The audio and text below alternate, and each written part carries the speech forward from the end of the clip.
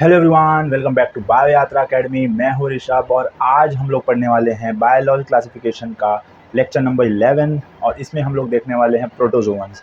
ये होने वाला है लास्ट लेक्चर हमारे प्रोटिस्टा किंगडम का। ठीक है, इसके बाद हम लोग का किंगडम चालू होगा फंगाई। तो प्रोटोजोअन्स इसमें क्लासिफिकेशन आ जाते हैं और क्लासिफिकेशन आते हैं based on their locomotory structures. ठीक है, इसमें हम लोग एनसीईआरटी की लाइन भी लेंगे। ठीक है, और उसके बाद हम लोग कुछ क्वेश्चंस करेंगे। 10 क्वेश्चंस में लेके आया हूँ आज और बहुत अच्छे क्वेश्चंस हैं और ये क्वेश्चंस हर एक टॉपिक को आपके कवर करेंगे। एनसीईआरटी के हर एक लाइन कवर करेंगे और हर एक कॉन्सेप्ट को कवर करेंगे। ठीक है, तो हम लोग आज बहुत ही अच्छे से प्रोटोजोअन्स को कवर करेंगे और प्रोटोजोअन्स में जो क्वेश्चंस आते हैं उनमें बहुत ज़्यादा जो उनकी क्लासिफिकेशन है उनमें बहुत ज़्यादा बच्चे लोग कन्फ्यूजन हो जाती है। ठीक है, जब ऑप्शन आते हैं तो बहुत ज़्यादा कन्फ्यूजन होती है कि इसमें था क्या इसमें था, है ना। तो हम लोग आज पूरा एकदम क्रिस्टल क्लियर प्रोटोजोअन्स को देखेंगे और हर एक डिटेल पढ़ेंगे।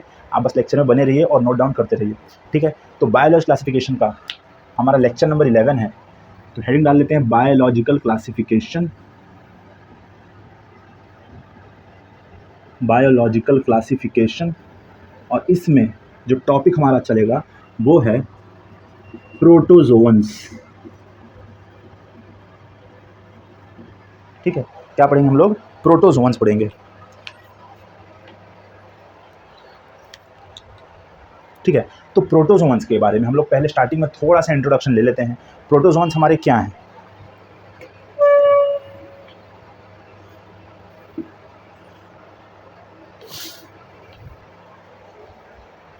देखो, प्रोटोजोअन्स जो होते हैं, प्रोटोजोअन्स हमारे हेटेरोट्रॉफिक होते हैं। इनके पास सेल वॉल नहीं होती। ठीक है, ये हेटेरोट्रॉफिक होते हैं और इनके पास सेल वॉल नहीं होती। तो अगर ये हेटेरोट्रॉफिक हैं,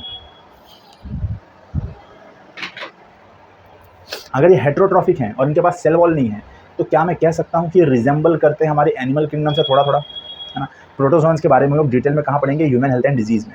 लेकिन अभी यहाँ पे थोड़ा बहुत देख लेते हैं जो एनसीईआरटी ने दिया है बायोलॉजी क्लासिफिकेशन में क्लासीफाई किस बेसिस पे किया गया है वो हमको देखना बहुत ज़रूरी है यहाँ पे।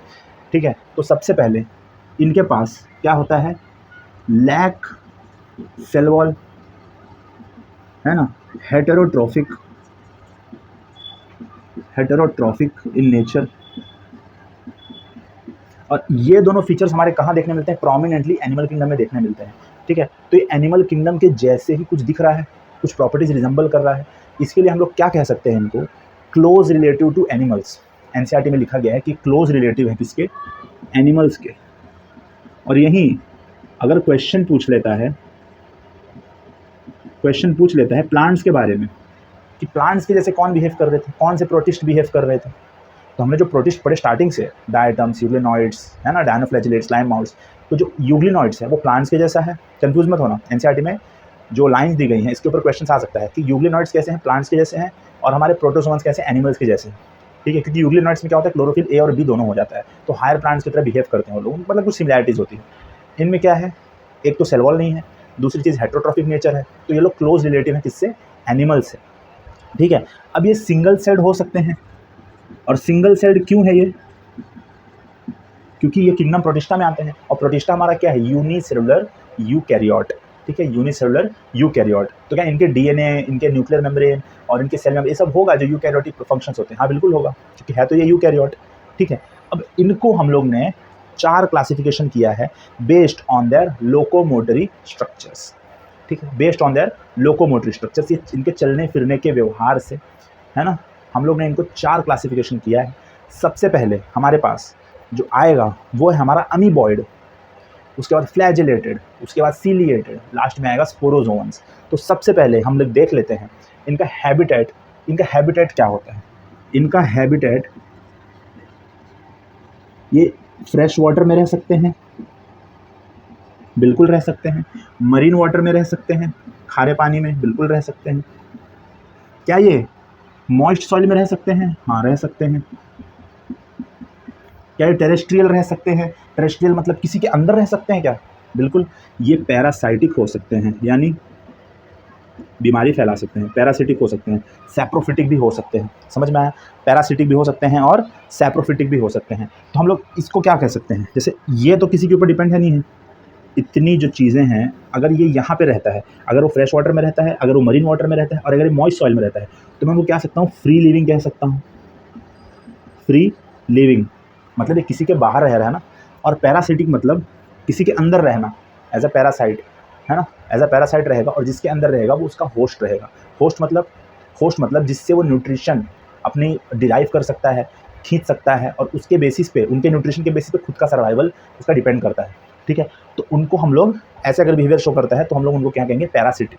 ठीक है, प्रोटोजोन्स में वो क्लासिफिकेशन पढ़ेंगे। सबसे पहले इसका कॉमन हम लोग जनरल फीचर्स देख रहे हैं प्रोटोजोन्स के। ठीक है, क्या ये प्रीडेटर्स हो सकते हैं? बिल्कुल। प्रीडेटर्स मतलब किसी का शिकार करना। ठीक है, किसी का शिकार करना। और प्रे कौन होते हैं? जो शिकार हो जाते हैं किसी के। समझ में आ रहा है ना? तो ये प्रीडेटर्स भी हो सकते हैं, प्लस पैरासिटिक भी हो सकते हैं। मतलब ये दो चीज़ जो है, ये दो चीज़ है, वो फ्री लिविंग नहीं है ना। ये पैरासिटिक भी हो सकते हैं, और प्रीडेटर्स ये न्यूट्रिशन पे डिराइव कर रहा है। ठीक है, ये न्यूट्रिशन को रिजेंबल कर रहा है और उनके हैबिटेट को भी रिजेंबल कर रहा है। पैरासिटिक मतलब किसी और से न्यूट्रिशन लेना, और उसका दूसरा एक और मतलब होता है कि किसी और पे रहना या किसी और पे डिपेंड करना। समझ में आ रहा है? ठीक है, तो इनका न्यूट्रिशन पैरासिटिक हो सकता है। और प्रीडेटर्स, ये क्या दिखा रहा है? प्रीडेटर और पैरासिटिक ये दिखा रहा है इनका हेटेरोट्रॉफिक नेचर। ठीक है, मतलब ये किसी और पे डिपेंड रह रहे हैं खाना खाने के लिए। और पैरासिटिक मतलब उनके अंदर रहना। ठीक है, तो ये फ्री लिविंग का अपोजिट हो गया पैरासिटिक। समझ में आ रहा है?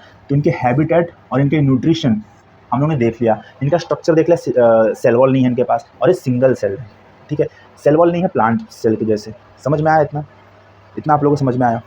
अब इनके हम लोग क्लासिफिकेशन देख लेते हैं on the basis of locomotory structures. Classification किसके बेसिस पे? On the basis of locomotory structures. आप लोगों को लोकोमोशन पता है? लोकोमोशन यानी अपनी प्लेस चेंज करना। ठीक है, मूवमेंट नहीं, मूवमेंट भी हो सकता है। मतलब हर लोकोमोशन में मूवमेंट तो होती है। मूवमेंट मतलब सिर्फ मूवमेंट करना, और लोकोमोशन मतलब एक जगह से दूसरी जगह अपना डिस्प्लेस कर जाना, मतलब अपनी जगह छोड़ देना, उसको लोकोमोशन कहते हैं। अब ये क्लासिफिकेशन हम लोग on the basis of locomotory structure हम लोग चार तरह से, एक होगा अमीबॉइड, जिसमें अमीबा आएगा, एंटामीबा, हिस्टोलिटिका आएगा। ठीक है, सेकंड हो जाएगा फ्लैजेलेटेड। अब इसके नाम से पता चल रहा है इसके पास फ्लैजेला होगा। ठीक है, नेक्स्ट है सीलिएटेड, इनके पास सीलिया होगा। और फोर्थ होगा स्पोरोजोअन्स, इनके पास कुछ नहीं होगा। ठीक है, देख लो इनके पास क्या होगा। इनके पास होगी सूडोपोडिया। सूडोपोडिया का मतलब होता है फॉल्स लेग, फॉल्स फीट बोल सकते हैं, या फॉल्स लेग कह सकते हैं।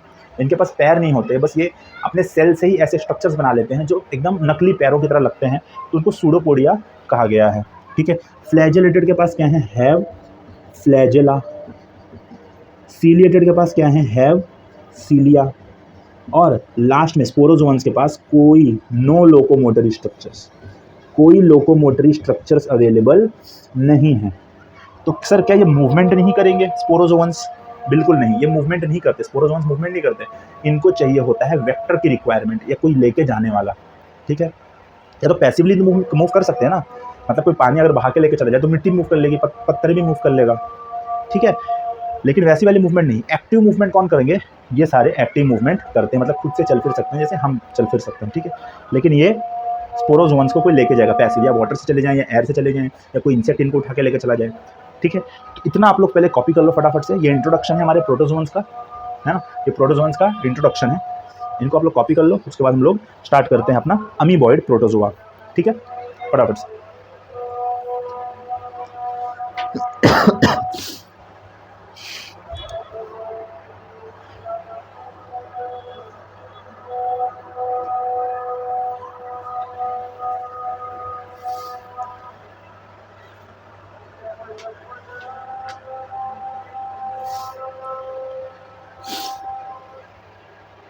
हो गया, मिटा देते हैं।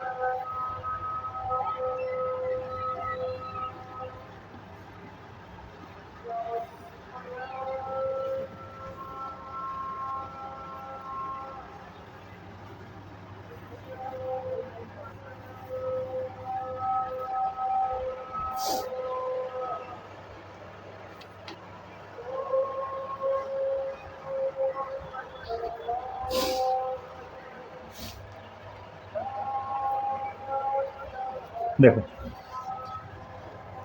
फर्स्ट होगा अमीबॉइड,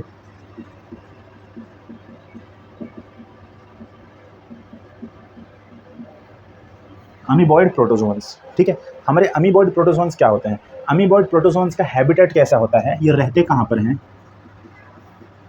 हैबिटेट, इनका हैबिटेट होगा फ्रेश वाटर, ये फ्रेश वाटर में पाए जा सकते हैं, प्लस मरीन वाटर, प्लस ये मॉइस्ट सॉइल में भी प्रेजेंट हो सकते हैं, मतलब गीली मिट्टी, ठीक है, वहाँ भी प्रेजेंट हो सकते हैं। लेकिन अगर ये मरीन फॉर्म में है, अगर ये मरीन वाटर में है, तो क्या हो सकता है, सिलिका प्रेजेंट होगी इनके सेल वॉल में, ठीक है, silica present in their cell wall, ठीक है। ये एनसीईआरटी की लाइन है, आप लोग याद रखना है कि अगर मरीन फॉर्म जो होगा, अमीबा का जो मरीन फॉर्म होता है ना, उनके अंदर सिलिका प्रेजेंट होते हैं, ठीक है, इंडेस्ट्रक्टिबल, मतलब थोड़ा मजबूत बनाने के लिए उनके सेल को, नहीं तो नमक वाला पानी है ना, तो मरीन वाटर अगर होगा तो सिलिका प्रेजेंट होगी इनके सेल वॉल में, ठीक है। दूसरी चीज़ हम लोग क्या ले सकते हैं, इनके पास सूडोपोडिया होता है, हमने देखा अभी, have pseudopodia to capture their prey मतलब शिकार, ठीक है। जिनको इंग्लिश थोड़ी कमज़ोर है जिनकी, उनको समझ में आ जाना चाहिए कि इनके पास सूडोपोडिया है, मतलब ऐसे नकली पैर हैं। कैसे, ये देखो ऐसे कुछ होंगे, अमीबा देखे हो आप लोगों ने, सबने वही पढ़ रहे हैं हम लोग, समझो ये अमीबा है, ये इसका न्यूक्लियस है, ये क्या है, इसकी सूडोपोडिया है, मतलब नकली पैर हैं। तो क्या करता है, इससे शिकार कर लेगा, ऐसे अपने शिकार को पकड़ लेगा, प्रे को पकड़ लेगा, कैप्चर, ठीक है, कैप्चर देयर प्रे। अब ये फ्रेश वाटर में रह रहा है, ये मरीन वाटर में रह रहा है, ये मॉइस्ट सॉइल में रह रहा है, मतलब फ्री लिविंग है, किसी के अंदर तो नहीं रह रहा है ना, बाहर रह रहा है ना। लेकिन ये फ्री लिविंग तो है, मैंने लिख दिया, प्लस ये पैरासिटिक भी हो सकते हैं और ये पैथोजेनिक भी हो सकते हैं। पैरासिटिक मतलब इसके अंदर रहना, उनके खाना खाना, लेकिन उनको नुकसान नहीं पहुंचाना। लेकिन पैथोजेनिक का मतलब होता है उनको नुकसान भी पहुंचा देना। तो पैरासिटिक के साथ ये पैथोजेनिक भी हो सकते हैं। हमारा एक एग्जांपल आता है इसमें, सबसे पहला एग्जांपल हमारा तो अमीबा हो जाएगा, ठीक है। नेक्स्ट अगर पैथोजेनिक है तो इसका एग्जांपल होगा हमारा एंटामीबा हिस्टोलिटिका, ठीक है। एच छोटा होगा क्योंकि ये जीनस है, ठीक है, और अंडरलाइन करना पड़ेगा, साइंटिफिक नेम है, याद है ना, लिविंग वर्ल्ड में हमने पढ़ा था कैसे हम साइंटिफिक नेम को लिख सकते हैं। एंटामीबा हिस्टोलिटिका, ये क्या करता है, हमको हमारे अंदर अगर चला गया तो हमको हो जाएगी अमीबिक डिसेंट्री, ठीक है। ये एक्चुअली ये डाइजेस्टिव सिस्टम की, मतलब उसमें जाके ये पैथोजेनिक है ना, तो वहाँ पे जाके ये बीमारी फैला देता है, मतलब वहाँ पे अपने कॉलोनीज बढ़ा देगा और आपको बीमार कर देगा, ठीक है। और ये इसका नाम है एंटामीबा हिस्टोलिटिका, ये प्रोटोजोवन डिजीज़ होती है, ठीक है। आप लोग ह्यूमन एंथ्रेक्स डिजीज़ में बहुत अच्छे से पढ़ोगे इसको, ठीक है। तो ये देखो एंटामीबा हिस्टोलिटिका, अमीबा, ठीक है। अमीबा कैसा है, अमीबा तो फ्री लिविंग है, ऐसा रख लो, अमीबा फ्री लिविंग और ये पैथोजेनिक, ठीक है, ऐसा है, इतना लिख लो। फिर हम लोग देखते हैं फ्लैजेलेटेड, सिलिएटेड और हमारा लास्ट स्पोरोजोन्स, ठीक है, फटाफट से। फिर क्वेश्चंस करेंगे, एनसीईआरटी पढ़ लेंगे एक बार पूरा और उसके बाद क्वेश्चंस करेंगे।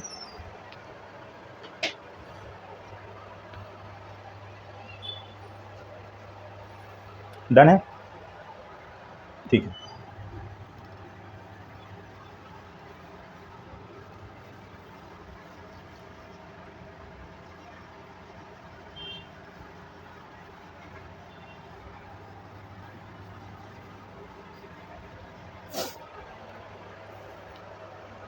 सेकंड हमारा क्या है, फ्लैजेलेटेड प्रोटोजोन्स। सेकंड है हमारे फ्लैजेलेटेड प्रोटोजोन्स। तो इनके पास क्या है, हैव फ्लैजेला फॉर मूवमेंट, ठीक है। इनके पास फ्लैजेला है और ये क्या कर सकते हैं, एक्टिव मूवमेंट कर सकते हैं, ठीक है, मूव एक्टिवली। और इनका जो एग्जाम्पल आता है वो हमारे पास आता है ट्रिपैनोजोमा। अब देखो ये है क्या, ट्रिपैनोजोमा एक ऐसा ऑर्गेनिज्म है जो क्या कर सकता है, ये पैथोजेनिक हो सकता है, ठीक है, पैरासिटिक हो सकता है। कैसे, ये स्लीपिंग सिकनेस कर देता है, मतलब इसके अंदर गया और इसका एक वेक्टर होता है, वो होता है सेत्से फ्लाई, जो पहले हम लोग पढ़ाते थे, पहले सेत्से फ्लाई होती है, ठीक है, TSC फ्लाई, और इसका पूरा नाम है ट्रिपैनोजोना गैम्बिस, ठीक है। स्लीपिंग सिकनेस कॉज करता है और इसमें मतलब इरेगुलरिटी हो जाती है स्लीप की, नींद ना आना या कम आना, है ना, तो उससे बहुत ज़्यादा बीमारी हो सकती है किसी इंसान को। तो ट्रिपैनोसोमा है, ठीक है। ये कैसा है, ये है parasitic, parasitic cause sleeping sickness, sleeping sickness. इसका कैरियर है, इसका वेक्टर है सेसे फ्लाई, उससे ये कैरी हो जाता है। जैसे हमारा प्लाज्मोडियम कैरी किससे होता है, मॉस्किटो से, मलेरिया फैलाता है ना। इसमें इतना ही है, इसमें इतना ही पढ़ते हैं हम लोग। थर्ड हम लोग पढ़ लेते हैं इसी के साथ, सीलिएटेड प्रोटोजोअन्स, सीलिएटेड प्रोटोजोअन्स। अब इनका नाम है सीलिएटेड, तो have thousands of सीलिया, have thousands of सीलिया, move actively, है ना। थाउजेंड्स ऑफ सीलिया इनके पास, तो कैसा मूव करेंगे, एक्टिवली करेंगे। कैसा मूव करेंगे, एक्टिवली मूवमेंट करेंगे। और इनके पास क्या होता है, नेक्स्ट पॉइंट हम लोग सकते हैं, have gullet on their surface. मतलब कैसे होगा ये, जैसे इसका एग्जांपल है पैरामीशियम। अगर इसको हम ड्रॉ करें, समझो ये पैरामीशियम है, तो इनके पास क्या होगा, एक गलेट होगा, ऐसे ऐसे गलेट होगा, ठीक है। और इनके पास बहुत सारी सीलिया प्रेजेंट है, बहुत सारी सीलिया प्रेजेंट है, और इनका न्यूक्लियस हो गया, ठीक है। तो ये क्या हो गया, इनकी सीलिया, ये हो गया गलेट। अब क्या कर सकते हैं, ये मूवमेंट तो कर सकते हैं, ये मूवमेंट कर सकते हैं। किसका मूवमेंट कर सकते हैं, खुद का भी मूवमेंट कर सकते हैं, और आसपास के सराउंडिंग जो इनके पास है ना, वाटर, आसपास पानी रहेगा उसका ही मूवमेंट करा देंगे, ठीक है। अब क्या होगा कि समझो यहाँ पे खाना प्रेजेंट है, यहाँ पे फूड है, ठीक है। यहाँ पे क्या है, समझो फूड है, और बाहर पूरा क्या है, पानी है, वाटर है, ठीक है। तो क्या करेंगे, ऐसा ऐसा मूवमेंट करेंगे, है ना, ऐसा मूवमेंट करेंगे, इसके पास जाएंगे और ये फूड को पानी के साथ, मतलब पानी के साथ अपने गलेट के अंदर डाल लेंगे। समझ में आया, पानी के साथ। तो एनसीईआरटी एक लाइन लिखती है यहाँ पे, एनसीईआरटी लिखती है कि वाटर लेडन फूड को अपने अंदर गलेट में डाल लेता है। क्या लिखती है, वाटर लेडन फूड, है ना, सीलिया मूव्स, और food and water into gullet, ऐसे भी लिख सकते हो, है ना, ऐसे लिख सकते हो, put water laden food inside their gullet by ciliary movement, by ciliary movement, ठीक है। और सीलियरी मूवमेंट कैसे होता है, ये सीलियरी मूवमेंट होता है इनका कोऑर्डिनेटेड। कैसा होता है, कोऑर्डिनेटेड, मतलब एक साथ, है ना, एक साथ मूवमेंट करते हैं, कोऑर्डिनेटेड मूवमेंट करते हैं। और कोऑर्डिनेटेड मूवमेंट के जरिए लोग क्या कर सकते हैं कि वाटर में जो फूड प्रेजेंट है तो वो पानी के साथ ही अपने गलेट में डाल देते हैं। गलेट एक माउथ के जैसा है, माउथ जैसे एलिमेंट्री कैनल है ना हमारी पूरी, तो वैसा है इनके पास, ठीक है। और इनका एग्जाम्पल है बहुत ही फेमस, पैरामीशियम, ठीक है। तो कोई अगर पूछेगा पैरामीशियम कहाँ पर आता है, तो बोलना प्रोटोजोन्स में आता है। दिख नहीं रहा है ना पैरामीशियम, एक मिनट, ठीक है। एग्जाम्पल ऊपर लिख लेते हैं इनका, एग्जाम्पल है पैरामीशियम, पैरामीशियम, ठीक है। अब दिख रहा होगा, पैरामीशियम इनका एग्जाम्पल हो जाएगा, है ना। अब बोलोगे सर सीलिया और फ्लैजेला में फ़र्क क्या है, इनको अलग अलग क्यों किया है, ये ऑर्गेनिजम्स को इधर ही रख देते। तो याद रखना कि जो सीलिया होता है ना, समझो ये सीलिया बहुत छोटे छोटे होते हैं, और फ्लैजेला बहुत बड़ा होता है, ये फ्लैजेला होता है, ठीक है। समझो ये फ्लैजेला है, ये फ्लैजेला है, और ये सीलिया है, ठीक है। इनके अरेंजमेंट्स आप लोग देखोगे सेल चैप्टर में 9+0, 9+3, है ना। सीलिया और फ्लैजेला के तो 9+3 होते हैं, बाकी भी 9+0 होंगे, 9+2 होंगे, है ना। सेंट्रियोल, माइक्रोट्यूब्यूल्स, ये सबके अरेंजमेंट्स हम लोग सेल चैप्टर में पढ़ेंगे डिटेल में, है ना। आप लोग इतना कॉपी कर लो पहले।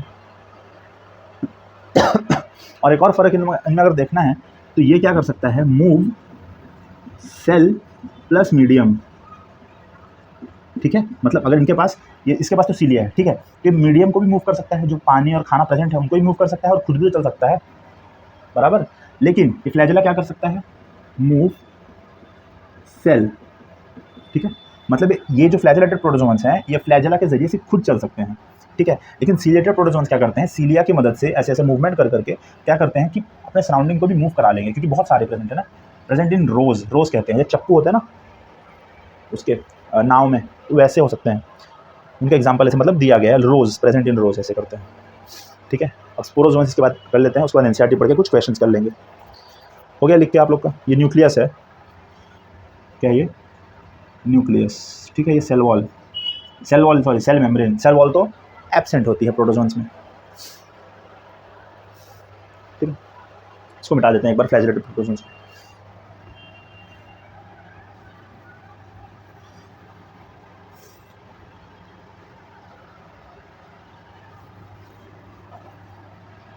लास्ट है हमारा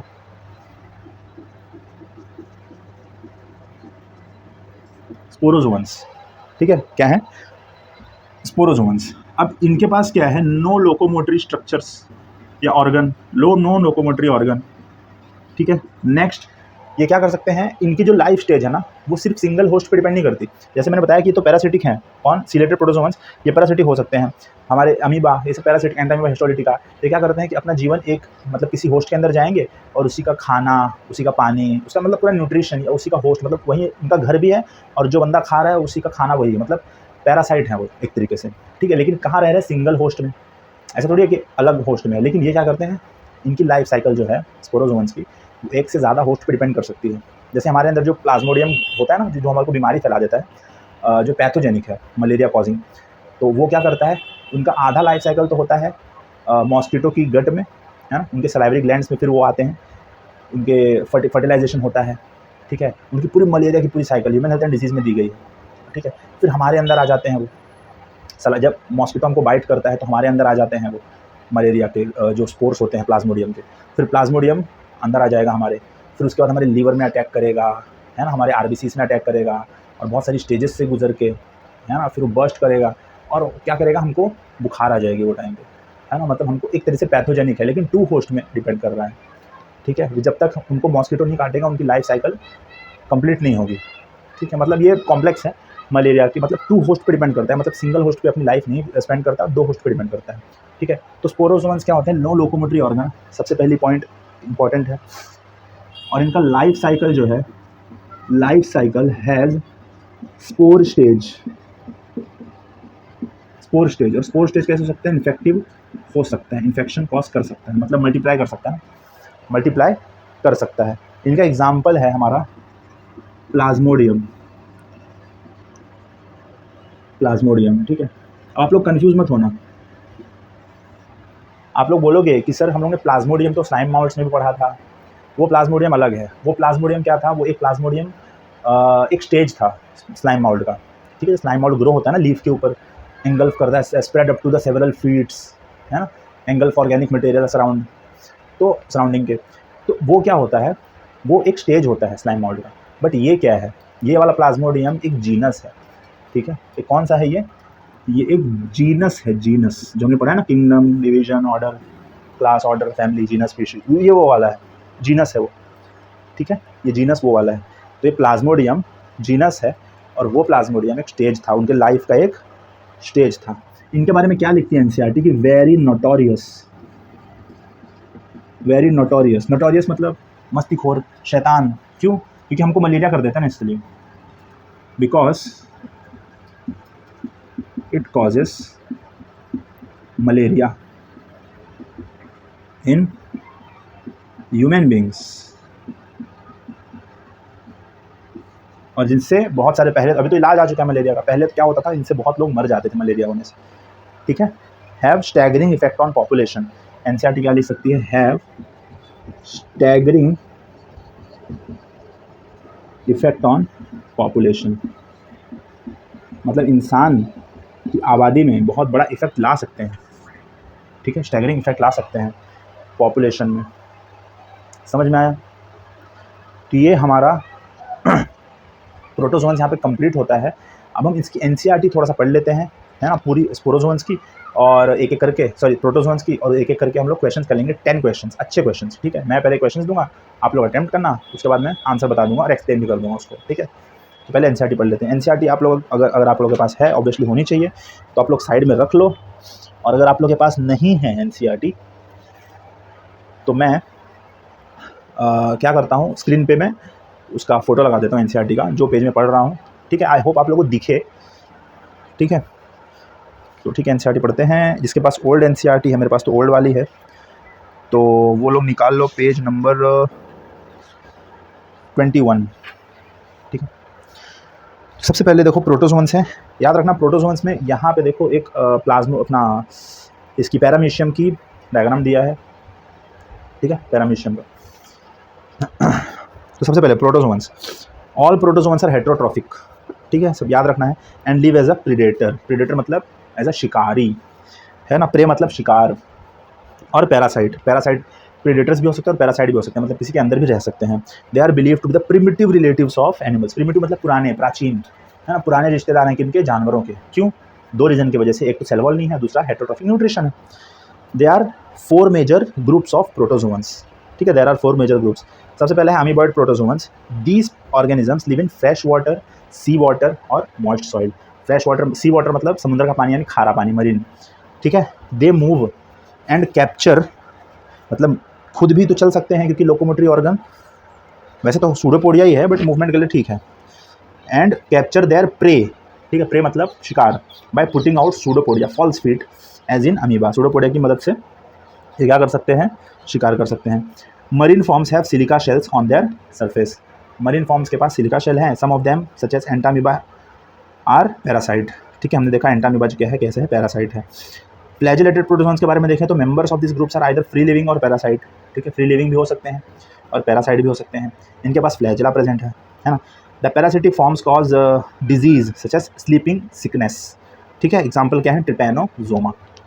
सीलेटेड प्रोटोजोन्स देख लो, दीज आर एक्वेटिक, मतलब पानी में रहेंगे ऑब्वियसली। एक्टिवली मूविंग, क्योंकि सीलिया प्रेजेंट है इसलिए एक्टिवली मूव करेंगे। एक्टिवली मूविंग और पैसिवली मूविंग में फ़र्क क्या है? एक्टिवली मूविंग मतलब खुद से चल पाना और पैसिवली मूविंग मतलब वाटर करंट या हवा से उड़ा ले जाना। ठीक है, तो मैं पैसिव मूव करता हूँ क्या, हाँ मुझे कोई धक्का दे दे तब। एक्टिव मूव में खुद से चलता हूँ तब एक्टिवली मूव करता हूँ। ठीक है, तो ये एक्टिवली मूव कर सकते हैं क्योंकि इनके पास सीलिया प्रेजेंट है।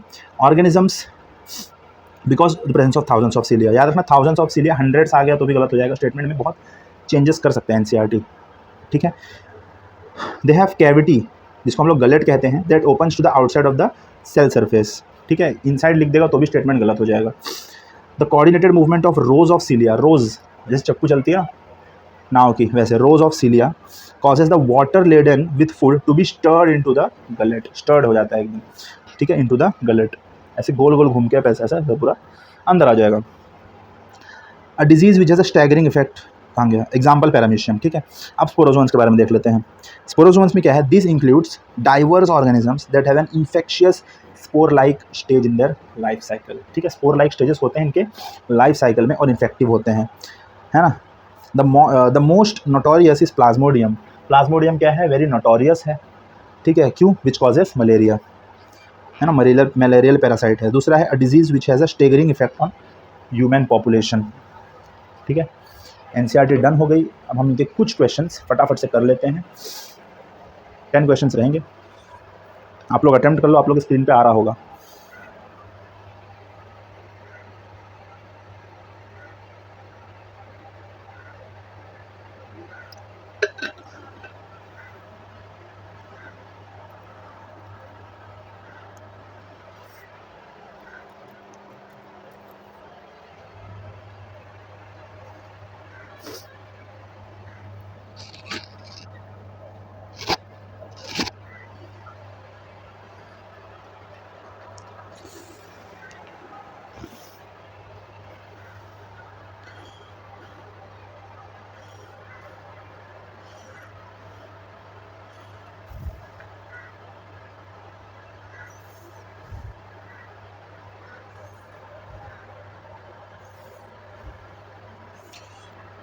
स्टार्ट करें, आप लोग अटेम्प्ट किया,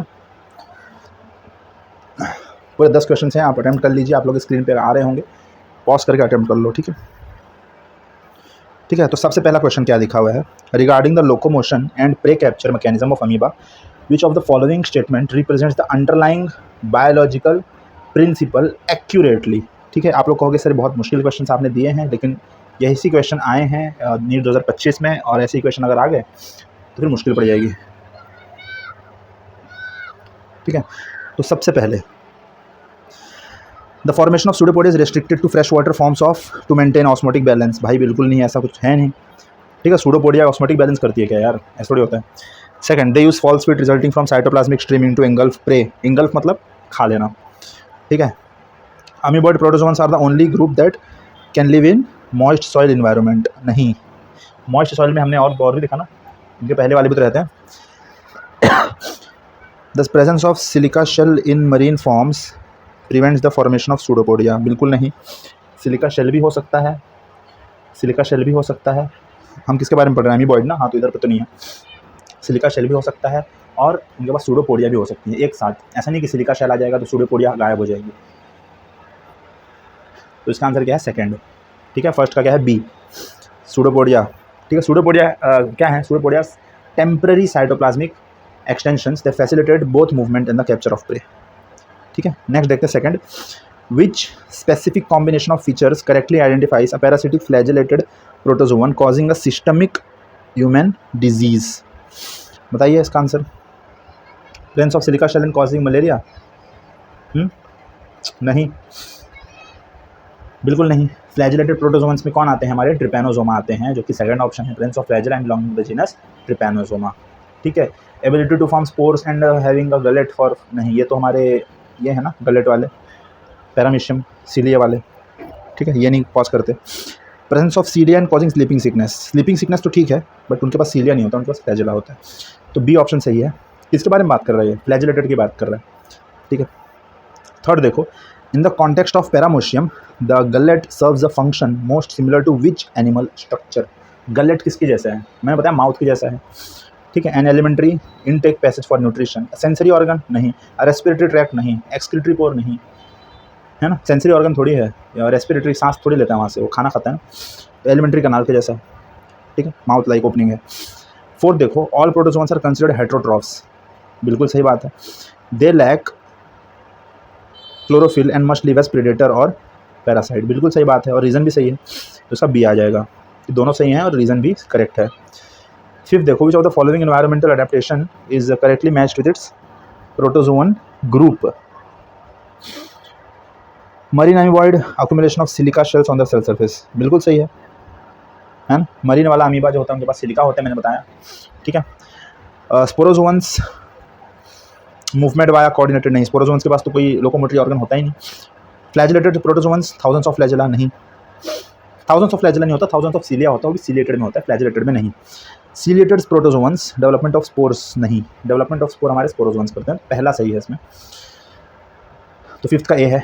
सिक्स्थ का देखो, what is the primary factor that allows ciliated protozoans to be actively moving compared to other groups. बताओ। वाटर करंट नहीं, मूवमेंट के लिए पूछ रहा है तो मूवमेंट के लिए हमारा सी ऑप्शन सही हो जाएगा, the coordinated movement of thousands of short hair like structures, जिनको हम सीलिया कहते हैं। ठीक है, कोऑर्डिनेटेड मूवमेंट मैंने लिखा ना पे, कोऑर्डिनेटेड मूवमेंट होता है। ठीक है, 7 देखो, the term notorious is used for Plasmodium in the NCERT text primarily because of. अब उसमें लिख के तो नहीं आ गया एनसीईआरटी टेक्स्ट, बट क्यों है ये, इसका रीज़न बताओ आप। क्योंकि ये इन्फेक्शन करता है ना, मलेरिया करता है ना इंसान में, तो its role as the causative agent of malaria and its impact on humanity. ठीक है, पहला ही ऑप्शन है। दूसरा तो ऐसी है कि unique ability to live in sea water. ठीक है, इसलिए तो नोटोरियस नहीं कहा गया है। फ्लैजिला के मूवमेंट से नहीं कहा गया है। Complex life cycle and multiple host नहीं। नोटोरियस क्यों कहा गया, क्योंकि मलेरिया कॉज करते हैं और ह्यूमन पॉपुलेशन में इनका इफेक्ट आता है। 8वां देखो, identify the parasitic amoeboid mention in the text. हमारा पैरासिटिक कौन है इसमें से, एंटामीबा। ठीक है, पैरामीशियम जो हमारा है, प्रेजेंस ऑफ गलेट, ये पैरामीशियम तो हमारा, ये देखो ये तो बाहर रहेगा ना। ट्रिपैनोसोमा पैथोजेनिक है। Plasmodium formation of infectious. Entamoeba क्या है, ability to live as a parasite होता है और हमारे गट में जाके इन्फेक्शन कर देगा, है ना। 9 देखो, how do ciliated protozoans differ fundamentally from flagellated protozoans. ठीक है, ciliates use a gullet for feeding while flagellates are described by their locomotory structures. Only flagellated protozoans can be parasitic. नहीं, ऐसा नहीं है यार। flagellated protozoans are only found in fresh water. नहीं। ciliates are primitive relatives of plants. बिल्कुल नहीं। तो A option सही है, ciliates use a gullet for feeding while flagellates are described by their locomotory structures. ठीक है, ciliated protozoans में देखा ना हमने कि गलेट होता है। लास्ट देखो, which of the following represents correct classification protozoans का। प्रोटोजोन्स की 4 टाइप है हमने पढ़ा, अमीबॉइड, फ्लैजेलेटेड, सिलेटेड, प्रोटोजोन्स। तो ए ऑप्शन ही सही है, ठीक है। यहाँ पे हमने एनसीईआरटी भी देख ली और हमने यहाँ पे कुछ क्वेश्चंस भी कर लिए, 10 क्वेश्चंस कर लिए। नेक्स्ट लेक्चर में चालू करेंगे फंगाई और बहुत अच्छे से इस चैप्टर को एंड करेंगे और हम लोग फिर नेक्स्ट चैप्टर स्टार्ट करेंगे और इंपॉर्टेंट चैप्टर स्टार्ट करेंगे फटाफट से, ठीक है। तो अगर आप लोग को वीडियो अच्छा लगा हो, कुछ हेल्प हुई हो तो वीडियो को लाइक कर दो और चैनल को सब्सक्राइब कर दो। आपका अपना चैनल है बायो यात्रा अकेडमी, और इस वीडियो को शेयर कर दो क्योंकि एग्जाम पास में आ रहा है, ठीक है। अगर आप 26 की तैयारी कर रहे हो, 27 की तैयारी कर रहे हो तो भी आप लोग के लिए बहुत ज़्यादा हेल्पफुल होने वाला है, ठीक है। तब तो पढ़ते रहिए, ऑल द वेरी बेस्ट।